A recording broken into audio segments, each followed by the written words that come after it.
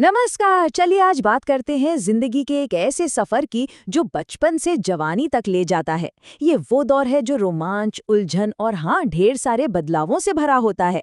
आज हम इसी दौर को यानी किशोरावस्था को थोड़ा और करीब से समझने वाले हैं। ये सवाल तो मन में आता ही है ना? खासकर उनके जो इस दौर से गुजर रहे होते हैं। ये वो वक्त है जो बहुत कुछ बदल रहा होता है, ढेर सारी जिज्ञासा होती है और खुद को समझने की कोशिश चल रही होती है।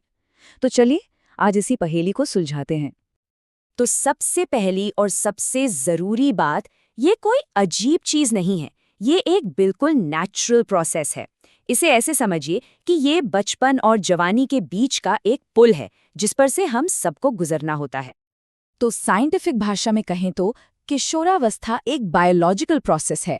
मतलब ये वो टाइम है जब हमारा शरीर एक बच्चे से एक अडल्ट बनने के लिए तैयार हो रहा होता है। ये सिर्फ उम्र का बढ़ना नहीं है, बल्कि हमारे शरीर में एक नया चैप्टर शुरू हो रहा होता है। और हाँ, ये बदलाव सिर्फ बाहर से नहीं दिखते। ये सिर्फ शरीर तक ही सीमित नहीं है। अंदर हमारे दिमाग में, हमारी फीलिंग्स में और हमारे सोचने के तरीके में भी एक तरह की हलचल चल रही होती है। अच्छा, अब मिलते हैं उन सीक्रेट एजेंट्स से जो शरीर में ये सारे बदलाव ला रहे हैं। इन्हें हम हार्मोन्स कहते हैं।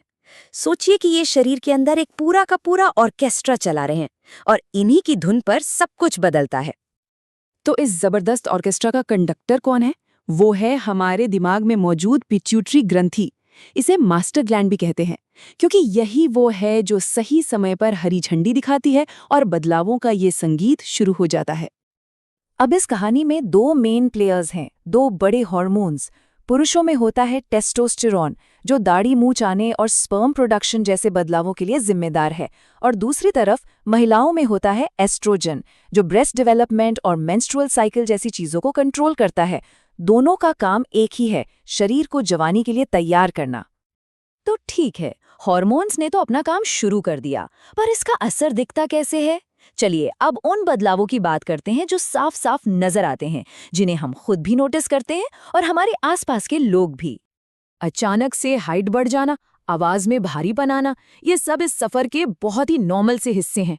ये बदलाव दिखाते हैं कि शरीर सही रास्ते पर आगे बढ़ रहा है, तो इनसे घबराने की बिल्कुल जरूरत नहीं है। कभी सोचा है लड़कों की आवाज एकदम से भारी क्यों हो जाती है? असल में उनके गले में जो वॉइस बॉक्स होता है ना, जिसे लैरिंक्स कहते हैं, वो बड़ा होने लगता है और बस इसी वजह से आवाज में वो गहराई आ जाती है। वहीं दूसरी ओर लड़कियों में ये वॉइस बॉक्स उतना ज्यादा नहीं बढ़ता।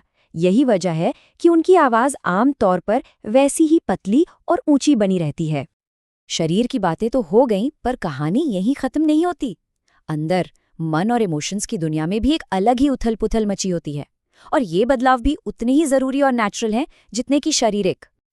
ये जो हार्मोन्स का खेल है ना, इसी के वजह से मूड स्विंग्स होते हैं। मतलब एक पल में बहुत ज्यादा खुशी और अगले ही पल में बेवजह की उदासी।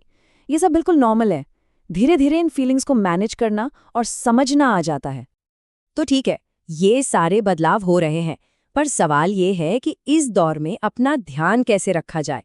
इसका सबसे बड़ा जवाब छिपा है हमारी प्लेट में, यानी सही खाने पीने में। सोचिए, जब शरीर इतनी तेजी से बन रहा हो तो उसे फ्यूल भी तो बेस्ट चाहिए ना, एकदम एक सुपर कार की तरह। इसीलिए इस वक्त सही न्यूट्रिशन पर ध्यान देना बहुत बहुत जरूरी हो जाता है। तो एक परफेक्ट डाइट की रेसिपी क्या है? हमें चाहिए प्रोटीन, जो बॉडी के बिल्डिंग ब्लॉक्स हैं। फिर चाहिए कार्बोहाइड्रेट्स, जो दिन भर के लिए एनर्जी देते हैं, और साथ में विटामिन्स और आयरन, जो हमें बीमारियों से बचाते हैं और मजबूत रखते हैं। और अंत में सबसे जरूरी बात जो हमेशा याद रखनी है, ये जो कुछ भी हो रहा है, ये पूरा का पूरा सफर अपने सभी उतार चढ़ावों के साथ पूरी तरह से नेचुरल है। ये बड़े होने की प्रोसेस का एक बहुत ही खूबसूरत और ज़रूरी हिस्सा है। देखिए, जब हम इन बदलावों को समझ जाते हैं तो इनसे डर नहीं लगता, और जहाँ समझ होती है वहाँ डर की जगह कॉन्फिडेंस खुद ब खुद आ जाता है। तो इस सफ़र को डर के साथ नहीं, बल्कि एक नई समझ और आत्मविश्वास के साथ जीना है।